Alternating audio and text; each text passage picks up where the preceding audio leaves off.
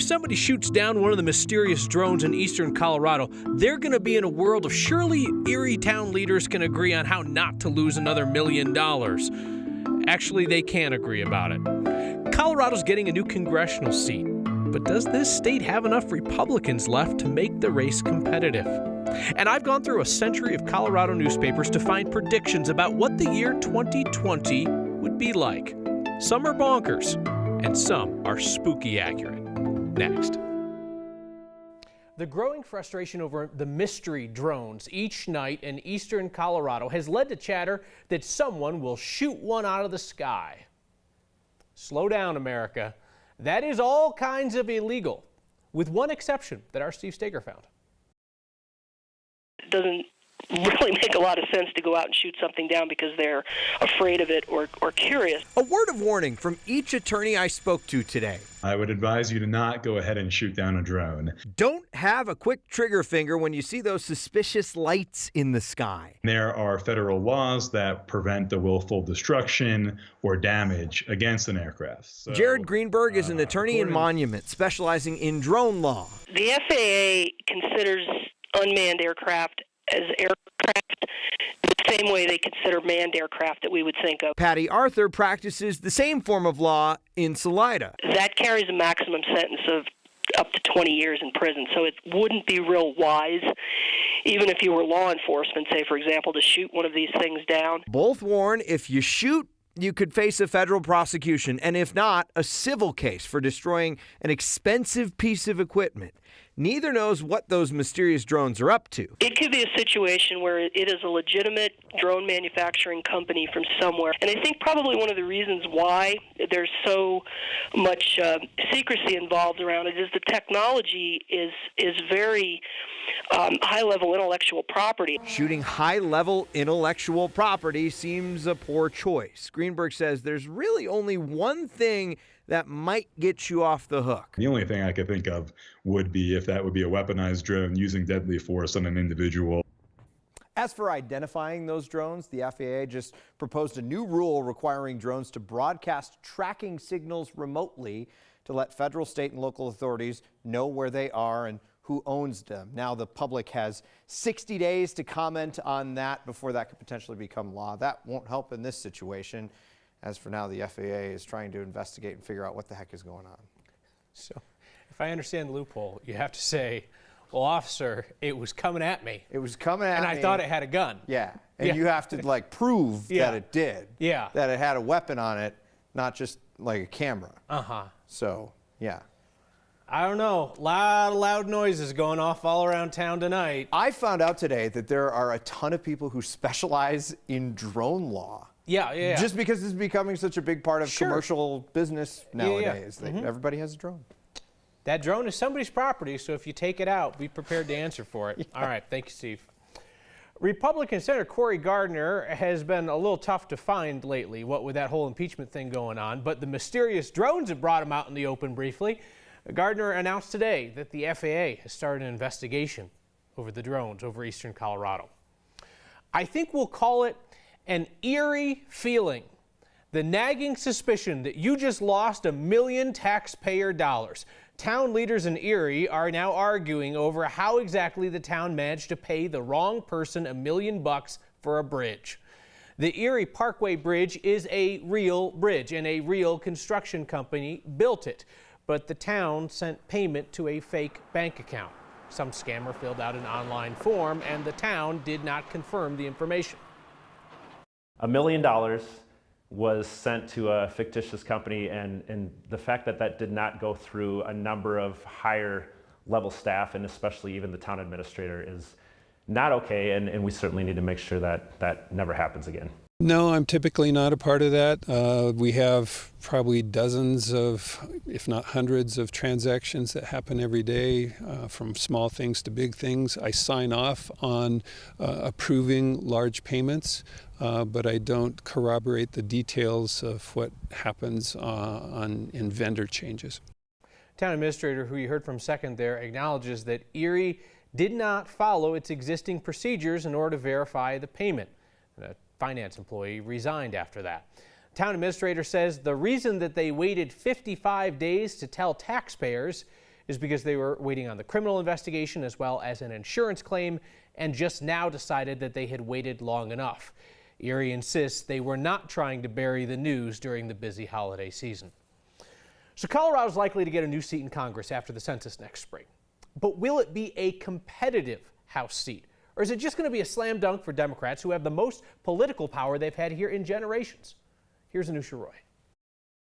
Colorado voters elected 4 Democrats to the House of Representatives and 3 Republicans. Now that roughly 80,000 people have moved to the state over the last decade, the state could grab one more seat in the House. The question is, how will that influence the political balance? The highest rise in recent years of our registered voters have been unaffiliated. It is more likely than not going to be a Democratic seat given the recent politics and voting patterns by unaffiliateds in the state. James Mejia doesn't believe there are enough registered Republicans to hold another political seat in Colorado, but Kelly Maher said it depends how the district lines are ultimately drawn. One of the toss-ups and one of the questions is going to be, where is Douglas County going to go? Because Douglas County has always been very traditionally Republican.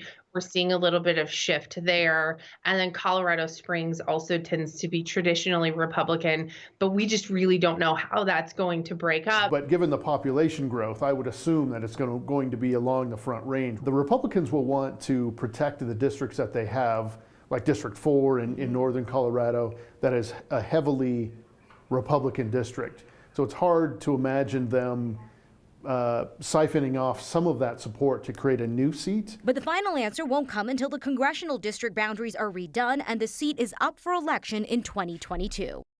So the last time this happened in Colorado was in 2000. The seat ended up representing parts of Jefferson, Adams, and Arapahoe County. So at the time, it was split, a third Republican, third Democrat, third independent. But then Democratic Representative Ed Perlmutter won that seat. That was more than a decade ago and has held that seat ever since, Kyle. And the census has such a ripple effect on so many things that people might not even consider on and beyond the congressional seat. Yeah, absolutely. I mean, it's going to be impacting federal dollars depending on how many people are counted for living in Colorado. That could impact transportation, education, and it could also play a role in redoing boundaries around city council as well. So it's got a bunch of effects on different areas as well. Yeah, it affects the most basic thing in terms of how we govern ourselves, who lives where. All exactly. Right. Thank you, Anusha. RTD is offering free rides tonight, so don't get so lit that you can't keep track of cancellations. They again have operator shortages today. The free rides start at 7, and there are already a dozen routes with cancellations between 7 and 11 tonight. And do not count on RTD if you are out late. Final trains leave Union Station around 1 o'clock. May I make a recommendation? It's a thoughtful read about how we talk about Colorado's water and Colorado's places. A writer named Bob Berwin was looking for native names for rivers in Colorado when he became fascinated by lost languages, those nearly wiped out by European settlement, and the work that's happening today to keep those languages alive. His article is worth a read to learn the Arapaho words for so many familiar places in Colorado. There's a link to the Medium page on the next Facebook. So we share your love of words. You write to us about great words all the time, words you hear here, see elsewhere, so we'll highlight some occasionally. Promulgated. Now there's a word that almost nobody uses these days unless you are writing press releases for the government. Promulgated. Past tense of the verb promulgate, to promote or make widely known. Popped up today from the Colorado Department of Revenue. Want to remind us of new Colorado marijuana rules that go into effect on January 1st. Rules promulgated from the 2019 legislative session, the most extensive since retail marijuana was legalized. They're promulgating new licenses for marijuana tasting rooms, promulgating permits for medical marijuana home deliveries, promulgating retail pot deliveries starting in 2021. Whole lot of promulgating going on. A nice laid-back New Year's Eve is a great chance to remember the one year we all lost our minds. We had a call over the weekend about someone who was concerned about alien eggs hatching on January 1st and causing Judgment Day. Y2K craziness and the predictions that Coloradans made long ago about the year 2020. Then it's a sign, and possibly someone's calendar, that need changing. Next.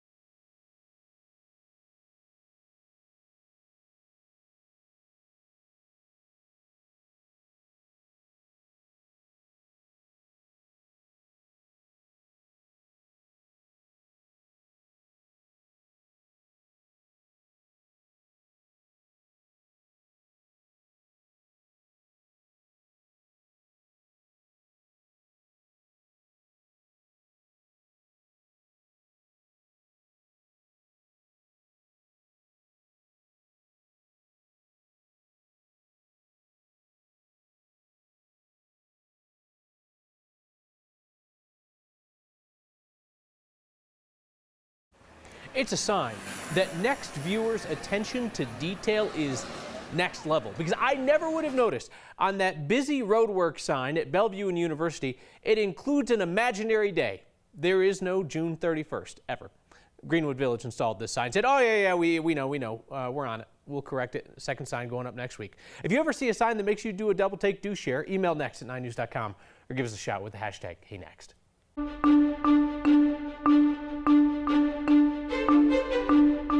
Happy New Year's. What a great way to end the year with sunshine and milder temperatures in the mid-40s. And we're heading into a beautiful New Year's Eve.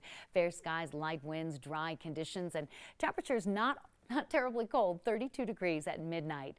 And you know what? We do have another storm approaching from the north. It'll bring some snow to the high country. But for Denver, southwest winds will warm us up about 5 to 8 degrees tomorrow. High and mid-level clouds coming in from the northwest ahead of that California storm that has already prompted National Weather Service to issue a winter storm warning for the northern mountains in red and a winter weather advisory for the mountains in blue.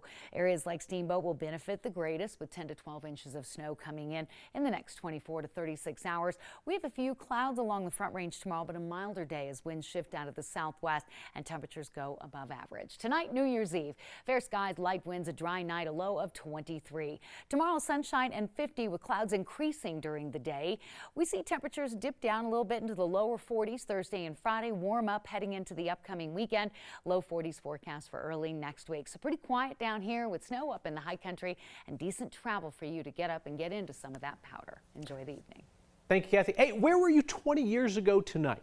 Hint, Y2K, whole world on edge, nothing happened. Sure gave 9 News something to talk about in 1999. Hey, Brandy, Steve Stager from 9 News. Most of the faces in the 9 newsroom have changed since Y2K, but there are a few here who can at least remember when technology was going to do us all in. I was watching the Dick Clark Rockin' New Year's Eve. Steve Stager was barely a teenager. And I was the only person awake around midnight. And I remember I had a flashlight ready to go just in case something bad happened, and I was pretty terrified in those moments. Anusha Roy was 11. Because I thought something epic was going to happen at midnight, so I was just waiting. Something epic was going to happen, and 9 News was there to cover it. What we're encouraging people to do is just be reasonable about how they're using the telephone and the internet. Yeah, right. And who calls it the telephone? There was concern over banking, food, travel, and aliens? We had a call over the weekend about someone who was concerned about alien eggs hatching on January 1st. For whatever reason, people didn't seem too worried about getting on a plane, though. I've flown many times, and I'm pretty sure it's safe. If not, I'll have a very wealthy granddaughter. Any serious conflict was also monitored and covered by our 9 News reporters. Officers from both countries will monitor information vital to the security of both countries. Also back open, the security screening areas in the main terminal. Those too were closed overnight for inspection. In the end, the year 2000 came and went. And the year 2020 comes tomorrow, and you can bet our 9 News staff will be ready to take it on. Hopefully we've all learned our lesson that we don't have to worry about when it's a new year because our technology is smarter than that. Steve, what are you doing? The year 2020. People predicted a lot of things for Colorado, from a baby shortage to food rations to a mega city that might actually exist. And we revive an old debate that divided our team. Next.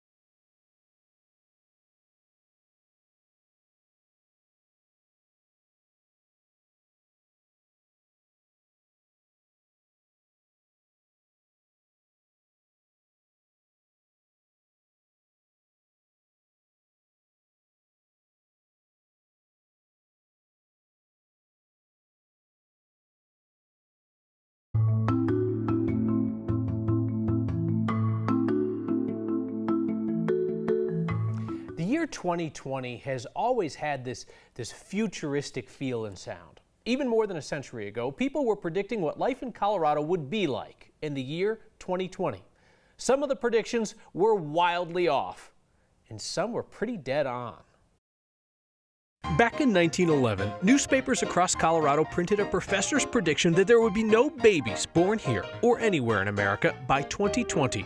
Walter Wilcox said America's falling birth rate was race suicide, that we'd be importing babies from France. He was wrong. He was also super racist. The Bayfield Blade said the professor should be examined by a lunacy commission. 1920, following the Great War, the Record Journal of Douglas County predicted that libraries would build vast war histories of local participants by the year 2020. A Littleton high schooler in 1920 wrote an article predicting that we'd have a new invention that would go any place in the U.S. in 3 minutes, anywhere in the world in 10. We'd settle for RTD running on time. Check out the Colorado Transcripts population prediction from 1968. It said Colorado's population would explode to 5.4 million and that 90% of those people would live in a megapolis stretching from the Wyoming border to Trinidad. Today, about 5.7 million live in Colorado, and 85% are on the Front Range.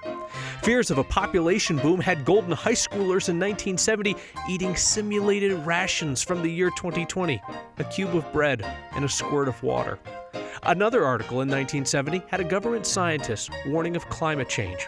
It happened, but at half the rate he predicted. He thought snow would disappear from the mainland U.S. and that oceans would rise 4 feet. But he was right about melting glaciers and stressed water supplies in the Southwest. It was 1977 when the U.S. Forest Service predicted Colorado's 6.6 million ski visits could double by 2020. And they have, 13.8 million in the 2018-2019 ski season. Another solid population prediction from 28 years ago. The Denver Regional Council of Governments thought that the metro area would have a population of 2.77 million by now. It's right around 3 million. We are living longer, but not as long as Louisville financial planner Wayne Vera predicted in 1996. He wrote, "In the year 2020, it is likely that 100% of the people who live to be 65 will live to be 90. The Social Security Administration says men who live to 65 will reach 84 on average, women 86. But if you took Wayne's advice, at least you didn't run out of retirement money while you watched to see which 2020 predictions came true." We return with a word about one of the words that we've fiercely fought about this year, and your Y2K memories. Next.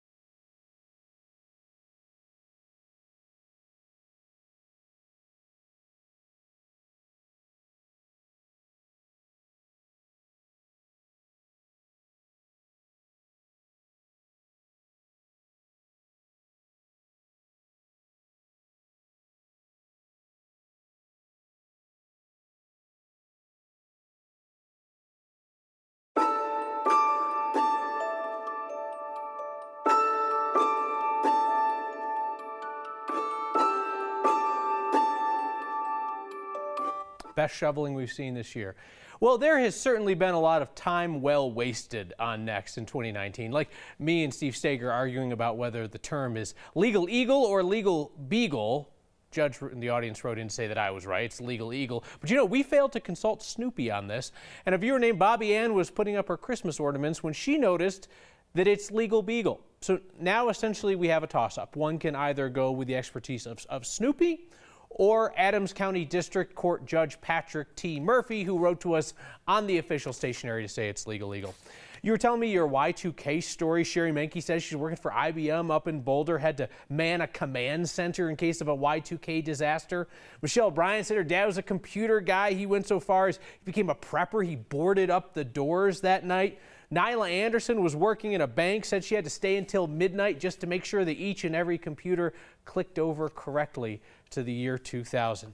I've thought about this all day. I was in high school at the time, take that for what you will, and I have absolutely no memories of Y2K. Megan says, I thought you would have been off tonight and missed the one appropriate chance to wear a black velvet jacket. See you next time.